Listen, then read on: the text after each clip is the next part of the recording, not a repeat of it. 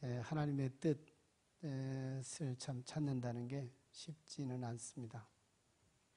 그래도 하나님의 뜻을 찾고자 애쓰는 것은 우리 몫이에요. 그죠?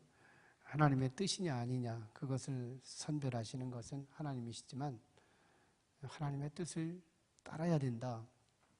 하나님의 뜻대로 살아야 한다. 그렇다면 이건 하나님의 뜻인가? 이것을 자꾸 묻고 노력하고 기도하고 찾고 두드리고 그 작업은 우리의 몫인 거예요. 지난주까지 우리는 이제 매 주마다 문맥상의 강해 설교를 하기 때문에 사사기서를 공부했어요. 사사기는 1장에서 21장까지 기록되어 있는데 사사기에 강조된 메시지는 사실은 그들이 죄악 가운데 있었고 그 죄에 따라서 하나님의 징계가 계속 반복 그러니까 원치 않는 역사가 반복을 통해 순환됐던 역사, 이게 사사시대의 아주 특징적인 역사죠. 근데 오늘은 이제 룻기서로 이어가요. 룻기. 사사기 이웃책이 룻기예요. 사사기하고 이웃은 어디 있는지 전혀 감을 못 잡을 수 있어요. 룻기가 나오는데 이 책 제목은 다르지만 시대는 같아요. 사사기도 사사시대 이야기를 다루지만 룻기서도 사사시대 이야기예요.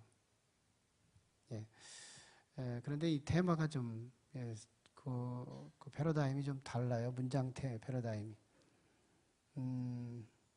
사사기는 어떤 인과일, 원인과 결과에 따른 순환의 이야기를 다룬다면 룻기는 반전의 역사. 아주 이야기 스토리가 반전돼요. 이야기가 바뀌어지면서 놀라운 하나님의 반전된 역사를 다루는 그런 이야기입니다. 그러니까 유대인의 이야기를 시작해서 이방인의 이야기로 도입이 돼요. 유대인의 이야기에서 이방인의 이야기. 가부장적 이데올로기 사회 속에서, 남성 중심의 사회 속에서 남자들이 테마, 이 화두에 올라오죠. 언제나 어떤 사건 하면 남자가 역사를 이루는 그런 이미지를 다뤄요. 남자의 이야기로 시작해서 여자의 이야기로 이서가는, 이게 룻기서의 매력이에요. 또 사람의 이야기에서 시작해서 하나님의 이야기로 전개되는, 이 반전되는 거예요. 하나님의 이야기. 초라한 이야기에서 시작해서 또 위대한 이야기로 발전돼요. 그 사이에 하나님이 역사하시는 그런 내용이 전개되는 거죠.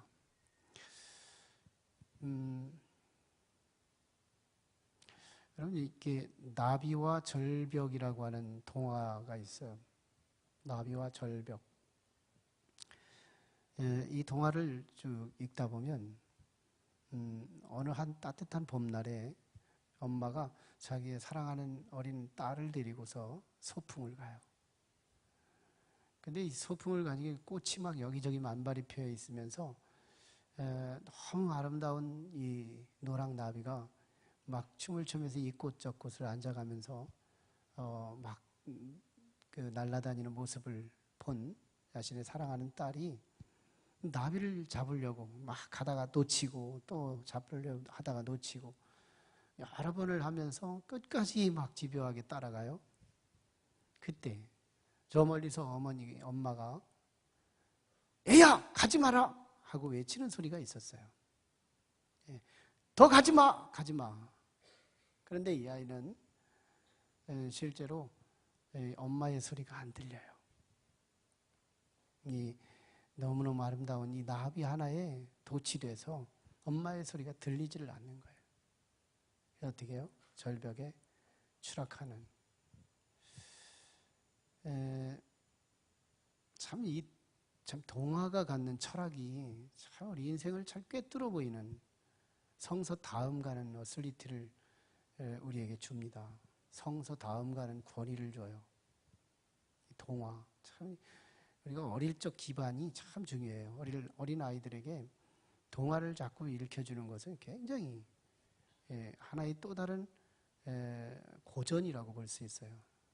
동화 작가들이 인생을 참 아우러서 아주 쉬운 스토리로 입혀가지고 사람들의 어린 영혼들에게 막 그 마음밭에 아주 굉장한 주옥 같은 메시지를 담아주는 거거든요. 그때 그들은 사실로 인식되지요. 그냥 동화, 이야기, 어떤 정신 문화 이런 걸로 인식되지 않아요. 어린아이 6세 전후의 아이들은 모든 것이 자기 사람과 짐승을 구별하지 않아요. 다 자기와 이웃과의 관계로 물활론적 시각을 가지고 대화를 하는, 인격적 대화가 통하는 그런 시기거든요. 어릴 적에 동화를 많이 읽히는 건 참 중요한 거예요. 거기서 사실 이 나비라는 것이 비록 어린아이가 나비를 따라가다가 벼랑에 떨어지지만 사실 이게 어른 얘기다 이거예요. 어른들의 이야기. 사실 우리의 나비가 누구냐 이거예요. 우리의 나비가 뭐냐. 우리는 참 예쁘기만 하면 나비인 거예요. 멋있기만 하면 나비인 거예요. 우리가 추구하는 그 모든 것은 나비에 함축된 함수예요. 우리는 돈 따라가잖아요. 우리는 명예 따라가잖아요. 우리는 색욕을 따라가잖아요. 우리는 음식을 따라가잖아요. 더 좋은 환경을 따라가잖아요. 이게 다 나비의 하나다. 어린아이에게 이 나비는요, 어른들에게 있어 큰 돈일 수 있어요. 얘는 그 나비를 따라갈 때 엄마의 소리가 안 들리거든요. 그 정도로 귀한 거예요. 어린아이 입장에서 나비는 굉장히 중요한 거예요. 뭐 어른들이라고 하는 우리들의 자리에서 돈은 굉장히 중요하잖아요. 어느 정도 나이 좀 먹어서 50대, 60대 되면 평생 버는 돈을 명예에다 쏟잖아요. 명예를 하나 획득하는 일에 돈 다 쏟잖아요. 뭐 또 주색에 던지고 먹고 마시고 이런 일에 우리가 막 따라가는 거. 그때 엄마가 야, 너 계속 가면 안 돼. 평지에서 쫓아다닐 때는 그래도 엄마가 참 즐겼겠죠. 내 사랑하는 딸이 나비를 따라가고 있다는 거. 참 그 자체가 아름다운 동영상이죠. 엄마의 마음이 기쁨이고 행복이죠. 근데 엄마는 뭘 봐요? 나비도 보고 꽃도 보고 아이도 보고 벼랑도 보는 거예요. 엄마의 시선이 통전적이죠. 더 사실적이죠. 더 원대하죠. 이 아이는 나비에 몰입됐지만 사실은 엄마의 소리가 들렸어야 됐던 거예요. 엄마의 소리가 들리면서 나비를 쫓았으면 결국은 이제 나비도 획득했을지 몰라요. 그러면서도 자기 생명을 유지했겠죠. 근데 그는 나비도 못 잡았어요. 그리고 자기 나비보다 수천 배, 수억 배 비교할 수 없는 가치인 자기 생명을 잃어버렸어요. 아이, 참, 이게 얼마나 비운스러운 일이에요. 얼마나 슬픈 이야기예요. 이게 룻기서예요.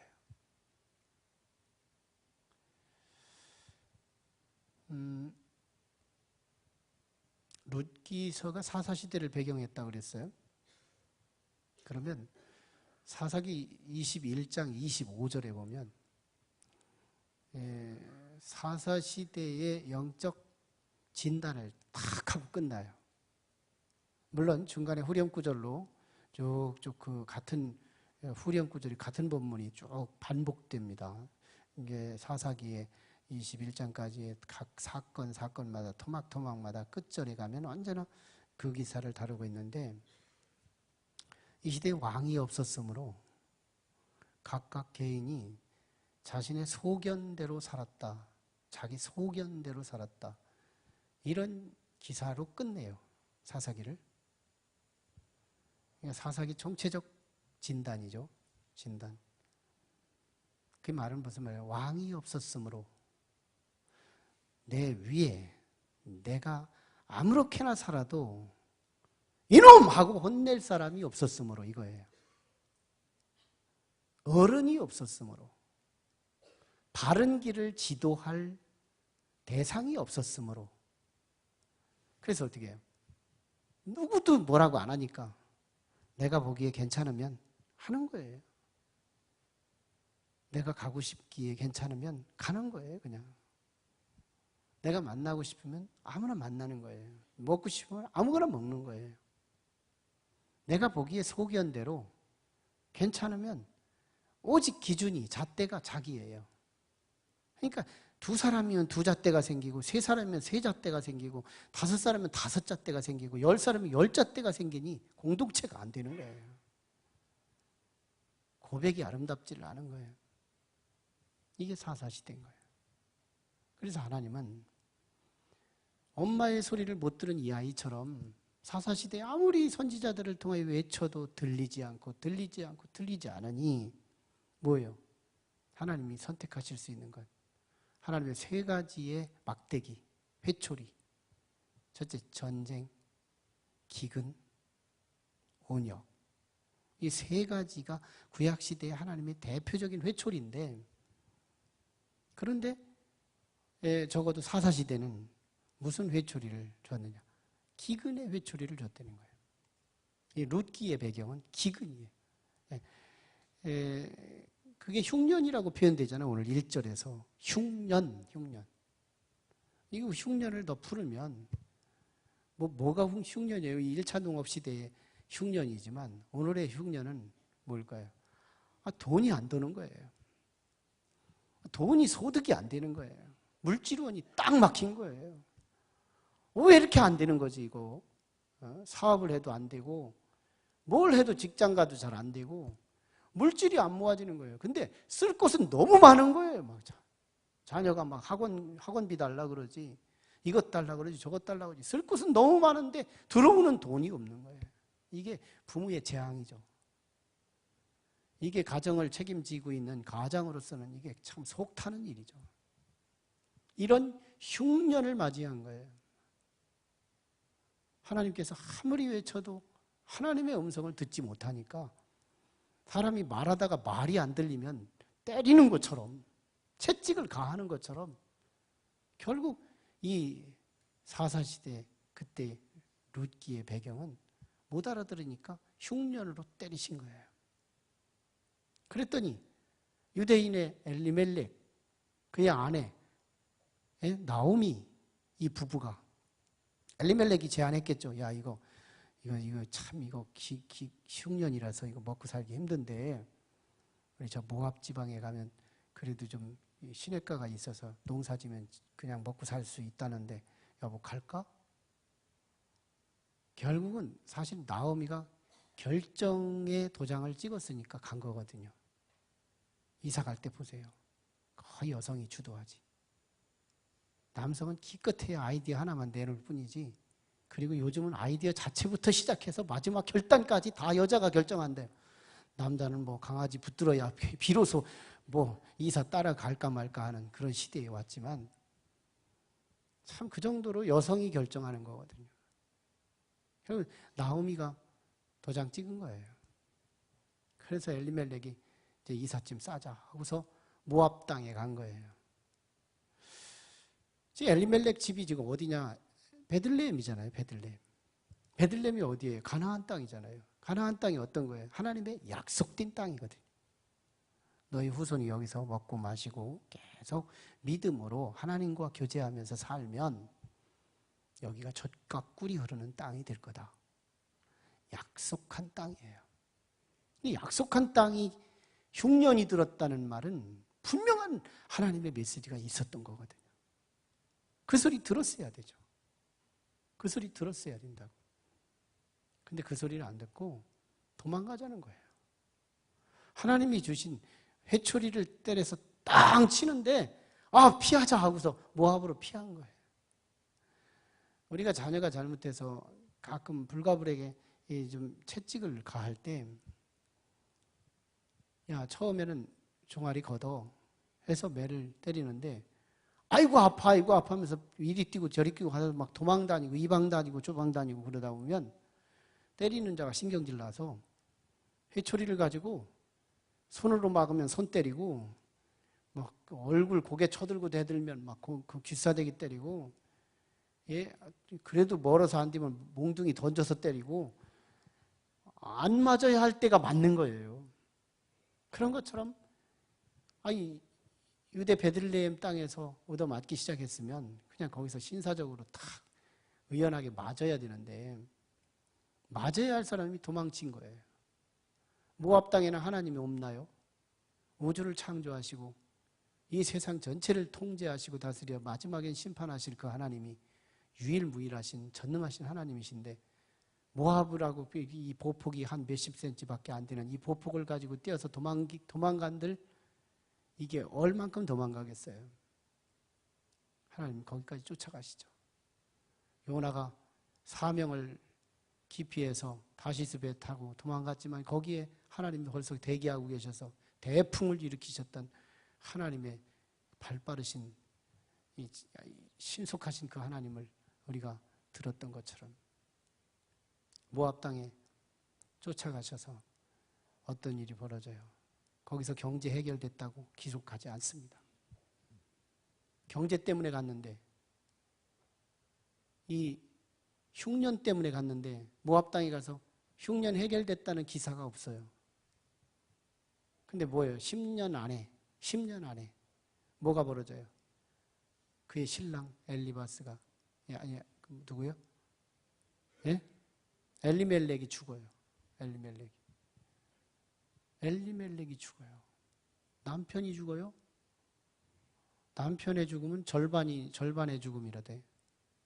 자식의 죽음은 전체의 죽음이고. 참 이게 남편의 분량이 이렇게 작을 수가 없어요. 오늘 저녁에 가서 한번 물어보세요. 저도 물어볼 테니까. 남편의 죽음이 전체의 죽음이라고 생각하면 행복한 거고, 남편의 죽음이 2분의 1이라고 생각하면 조금 불행히 그림자가 온 거예요. 예. 남편이 죽었어요. 이제 자식한테 전체가 옮겨졌죠. 예, 말론과 기럨, 이 두 아들을 의지해서 이제 장가들여서 모압 여인들과 만나서 중매해서 결혼을 했습니다. 자식도 낳기 전에, 예, 당해에 결혼만 하면 죽고 결혼만 하면 죽는 거예요. 남자들이 다 죽었어요. 남은 건 청산과부 3사람만 남았어요. 그 죽을 거 왜 결혼했을까? 자기 뜻대로 되나요?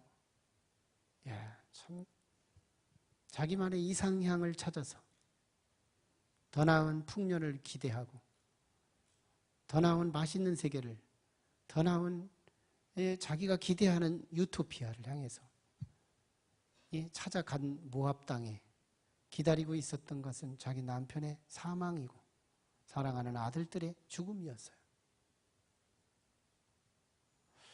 우리 동화를 생각해요.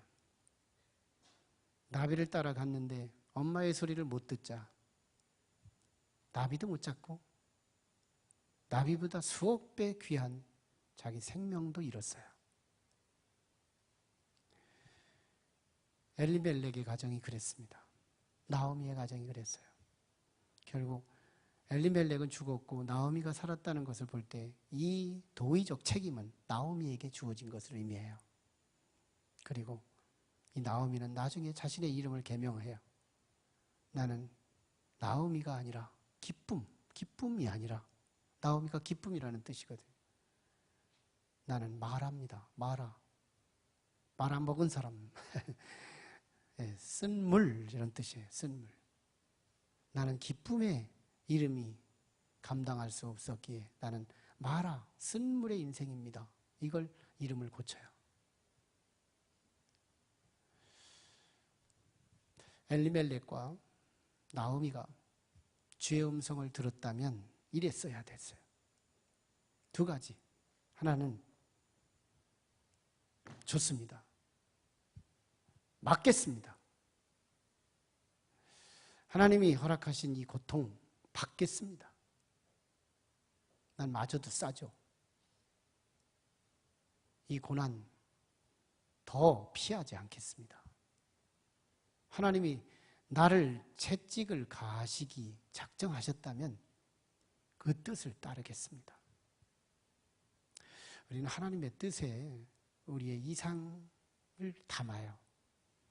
그래서 슬픔보다는 기쁨을, 아픔보다는 편리함을, 불행보다는 행복을, 나쁜 것보다는 좋은 것을, 언제나 하나님의 뜻은 좋은 거에 담아요. 좋은 것을 담아요. 아니에요. 하나님의 뜻의 첫걸음은 나쁜 것부터 시작돼요. 뭐예요? 십자가예요.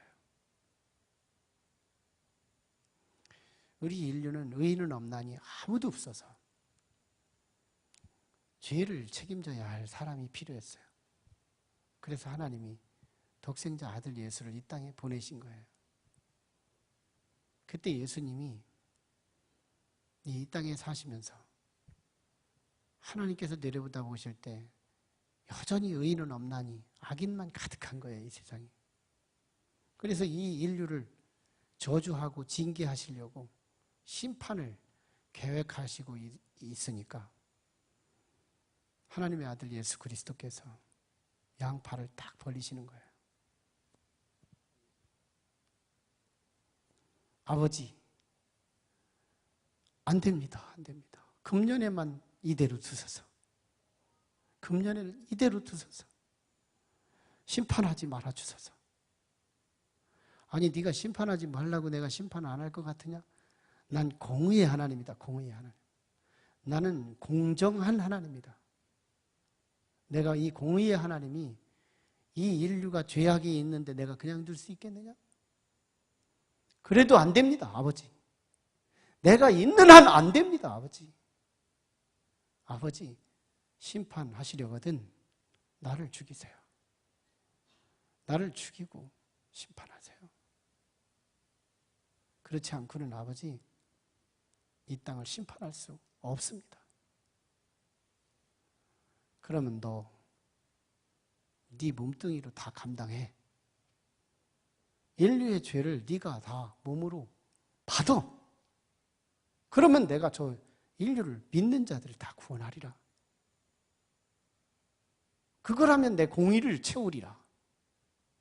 그래서 하나님은 이제 자기 아들을 십자가에 못 박기로 작정하세요. 작정을 받은 이 예수님은 겟세마네 동산에서 죽어야 하느냐 살아야 하느냐 이 가슴앓이를 겟세마네 동산에서 기도해요. 어떤 기도예요? 하나님, 할만하시거든 십자가 없이 그냥 해결하면 안 될까요? 근데 응답이 없어요. 영감이 좀 안 통해요. 그래서 하나님께 고쳐서 기도해요. 하나님, 내 뜻대로 마시고, 내 뜻은 그건데 내 뜻대로 마시고 아버지 뜻대로 할 수 없어서. 그때 아버지 뜻은 예수님이 죽는 거였어요. 말이 죽는 거지 그냥 딸꾹하고 죽으면 얼마나 쉬워요. 근데 6시간씩이나 물 쏟고 피 쏟고 통증과 아픔과 비애를 경험하면서 6시간 동안 속이 타면서 죽어간 저 저주의 틀, 저게 아버지의 뜻이래요. 자기 뜻은 저거 없이 모든 인류가 구원되는 것이었는데 아버지의 뜻은 저 십자가에 예수를 못 박아야 해결할 수 있다는 거예요. 그때 예수님은 그 아버지 뜻대로 죽기로 작정해요. 거기서만 마음만 바꿨으면요, 겟세마네 동산에서 도망갈 수 있었어요. 왜? 제자들한테 한 말을 보면 알 수 있는 거예요. 조금 있으면 나를 거둘 자가 올 것이다. 제자들한테 먼저 말했거든요. 그 말은 분명히 내가 체포 여기서 당한다 이런 얘기거든요. 그럼 도망갔으면 됐죠. 근데 안 도망가요. 모압 땅으로 가도 되고요, 딴 땅으로 가도 되고요. 동서남북 도망갈 자는 얼마든지 열려있죠. 360도 열려있죠. 그런데도 예수님 안 도망가요. 이게 아버지 뜻이다. 십자가에 죽는 이 자리가 아버지 뜻이다. 그래요. 우리 정말 때로는 고난이 아버지 뜻일 수 있어요. 그 고난이 아버지 뜻일 수 있어요. 이 고난이 딴 데로 이사가라 이런 의미가 아니고 넌 하나님의 뜻이라면 너 맞아줄래? 때로는 내가 잘못해서 얻어지는 이 매가 내게 고통으로 다가왔을 때 이 고통, 내가 저질러 놓은 내 고통을 내가 도망 다니느라고 너무너무 유리하는 삶을 살아갈 수 있더라는 거예요.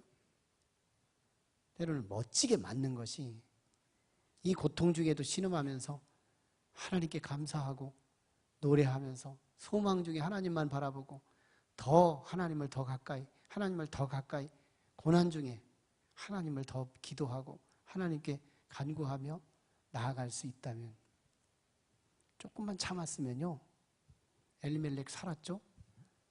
기럐과 말론 살았죠? 며느리 유대인 중에서 얻었죠?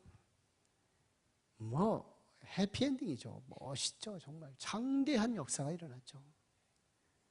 얼마나 행복했었겠어요. 아무도 죽지 않았고 한 세대를 풍만할 만한 놀라운 축복을 누리면서 그 엄청난 아름다움을, 하나님이 주시는 그 축복을 마음껏 그 순간만 제대로 맞았다면, 우리가 때리는 자의 심리를 잘 보면요, 신사적으로 멋있게 맞아주고 때리는 자를 인격적으로 최대한 존중해주면 때린 후에 반드시 위로가 오거든요. 용돈이라도 주고 막 보듬어 주기라도 하고 외식이라도 시켜주고, 옷이 남루한 것 같으면 옷 사주고, 우리에게 생각지도 않은 거 찾아서 엄마 아빠가 사주거든요.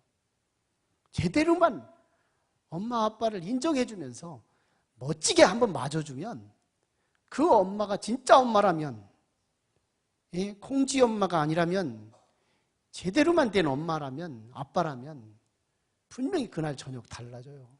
제대로만 맞아주면. 우리 내가 실수한 내 자리에서 자꾸 도망만 다니지 말고, 막 내가 저질러 놓은 자리에서 얻어맞는 일에 고난을 멋지게 맞는, 이게 하나님의 뜻을 구별하는 높은 뜻 교회 성도가 되어야 될 줄 믿습니다. 내가 죄져서 이뤄진 고난이라면 도망쳐서 될 일이 아니에요. 맞아야 될 일이에요. 맞아야 될 일이에요. 십자가에 죽어야 부활이라는 축복이 기다려져요. 저 죽고서 3일 기다렸더니 부활이 왔어요. 부활의 사건은 역사의 초유의 사건이에요. 전에도 없었던 사건, 앞으로는 주님 오실 때 있겠지만, 이제 부활의 사건은 죽었기 때문에 부활이거든요. 절대로 십자가 앞에 부활이 아니에요. 십자가 뒤에 부활이거든요. 근데 그게 멀지가 않아요. 3일밖에 안 돼요. 3일밖에 안 돼요. 3일만 참았으면 부활의 주인공이 되는 건데. 그래서 우리 주님은 이 땅에서 육안으로 보이는 주님이 아니신데도 예수님의 이름으로 예배하고 예수님의 이름으로 기도하고 예수님의 이름으로 찬양하며 예수님의 이름으로 사람들이 모이는 이 이유가 뭐예요?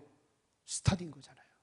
우주의 스타, 인류의 스타, 단세대의 스타가 아니라 오고 오는 모든 초시대의 스타가 되는 예수 그리스도가 왜 된 거예요?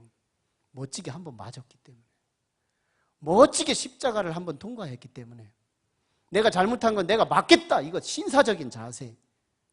내가 잘못해놓고 내는 네가 맞아라 하고 도망치는 이 모압으로 이사 갔던 엘리멜렉 같은 이 쪼잔한 이런 인생이 아니고, 예수 그리스도처럼, 예수님처럼, 정말 내가 이 사명 감당하기 위해 내가 이 인류를 책임져야 된다면 내가 죄를 책임져야 되는데, 내가 죄를 책임지려면 십자가에 처절하게 6시간 죽어야 된다, 이걸 알고 기꺼이 십자가 위에서 7마디까지 하시면서 죽어가셨던 예수 그리스도는 우리의 삶의 모범이에요. 하나님의 뜻을 실현하는 모범자예요. 참 멋있잖아요. 하나님의 뜻을 구별하려면 제대로 맞는 것이 필요하고, 또 하나는 우리는 맨날 잘 되는 거, 사탕 먹는 거, 좋은 거, 형통한 거, 진급하는 거, 이런 것만 하나님의 뜻으로 일변도로 해석하니까 이게 시행착오가 와서 막 예수 믿으면서 혼란과 혼돈에 빠지는 거예요.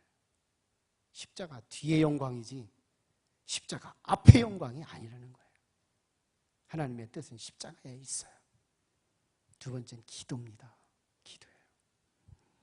헷갈리거든 무조건 기도하라. 아버지 뜻이 뭔지 모르거든 기도하라 그러면 사람을 통해서든 어린애를 통해서든 지나가는 까치를 통해서든 뭐를 통해서든 하나님의 사인이 내게 와요. 근데 그것도 안 오는 사람이 있다요? 정말 안 오는 사람이 있어요. 답답해요. 그러면 그냥 하세요. 주께서 책임지세요. 왜? 나는 하나님께 물었잖아요. 욕심이 아니라면, 내가 결정한 일로 진행하는 일이 아니라면 아버지께 기도 일단 해놓고 사인을 안 주셨으면 아버지 책임이잖아요. 사인 달라고 기도했는데 아버지가 안 주셨잖아요. 그냥 하시라요. 해보라고요. 거기에 아버지의 뜻을 적용시켜 주세요. 거기에서 하나님 사인 안 줘서 아버지 뜻을 오차가 있게 돼서 딴 짓을 내 뜻을 이뤘다? 하나님께서 그건 자비의 대상이 되는 거예요. 난 너무 선명하다고 봐요. 일단 아버지의 뜻이 내가 죄 때문에 일어난 일이라면 맞아야 싸요. 멋있게 맞아주세요. 주께서 금방 위로의 사람을 보내요. 위로의 돈을 보내요. 위로의 사건을 일으켜요. 절대로 일으킨다니까요. 꼭 일으킨다니까요. 공식이라니까요. 십자가의 죽음 뒤에 절대로 부활이 있었처럼, 절대로 부활이잖아요. 있을까 말까 한 것이 온 것이 아니잖아요. 십자가 뒤에 절대로 부활인 것처럼 우리가 하나님 앞에 이건 매다, 이건 분명히 내가 잘못해서 온 매다, 멋지게 맞으세요. 맞아도 싸요. 하나님, 난 맞아도 싸요. 3일만 맞아달라 이 말이에요. 상징적인 3일이지만 3일만 맞으면 3일째 되는 날 새벽 미명에 호련히 무덤이 열리고 새 생명이 그 무덤에서 걸어서 나오셔서 인류의 그리스도의 멋진 인간의 모형을 하나님의 형상으로 우리에게 우뚝 서서 나봐라 하고 외치는 멋쟁이 인생으로 하나님께서 세우실 날이 올 줄로 믿습니다. 예수 그리스도의 부활의 사건, 누가 주인공이겠어요? 하나님의 매를 매로 여길 줄 알고 의연하게 하나님 종아리만 때려주세요. 멋지게 맞아주시고 주님의 뜻이 헷갈리고 하면 모든 큰 일 작은 일에 기도를 도입하고, 그럼 분명히 사인을 주실 텐데 그 사인 받아서 결정해서 진행하든가, 아니면 사인을 안 주면 그냥 하라. 기도 안 하고 하는 사람도 있는데 기도하고 하라. 그러면 주께서요 거기 하나님의 뜻이라고 사인을 보여주시게 됩니다. 하나님의 뜻으로 가는 그 사람에게 부활의 영광이 있어요. 부활이 말이 부활이죠. 우린 부활의 주인공만 된다면 죽음이 없다는 거잖아요. 죽음을 이긴 자라는 거잖아요. 우리 인생의 최고의 고난은 죽음이거든요. 죽음 앞에서 뭘 부러워해요? 뭘 두려워해요? 죽음, 그걸 해결하는 것이 부활이거든요. 우리가요 그런 주인공이에요. 그런 약속의 사람이에요. 사인이 있거든. 맞을 때 기쁨으로 맞아라. 소망 중에 맞아라. 내가 멋있게 맞기만 하면 하나님이 위로해 주신다. 오늘 외식시켜 주신다. 오늘 나를 위로해 주실 거다. 멋있게 맞아라. 이를 피하고 저렇게 피하다가 손 맞고 얼굴 맞고 아무 데나 맞아서 처음보다 더 크게 얻어맞는 불행한 인생 되지 말고 멋있게, 잘못해서 얻는 매라면 기쁘게 맞아라. 그리고 기도하라. 하나님 중심으로 살겠어요. 하나님 뜻대로 살겠어요. 멋있습니다. 우리는 희망이, 대안이 있어요. 세상은 다 자기 소견대로 사는 것이지만 세상 사람 보세요. 다 자기 소견대로 살지. 뭘 근거로 지금 직장 가요? 뭘 근거로 당신이 모임에 가고, 뭘 근거로 식당 가요? 다 자기 생각에 소견대로 사는 거지. 사사시대예요. 우리는 적어도 다윗의 왕정시대는 돼야 되잖아요. 우리가 잘못하면 이놈 할 수 있는 분이 계셔야 되잖아요. 잘못됐으면 잘못됐다는 근거를 성경으로 제시할 수 있었잖아요. 멋있는, 우리는 문제도 있지만 대안도 있는, 아주 뻥 뚫리는 인생으로 살아갈 수 있는 답이 있는 그런 멋진 우리의 자리, 믿음의 자리, 축복의 자리, 여러분들을 초청합니다.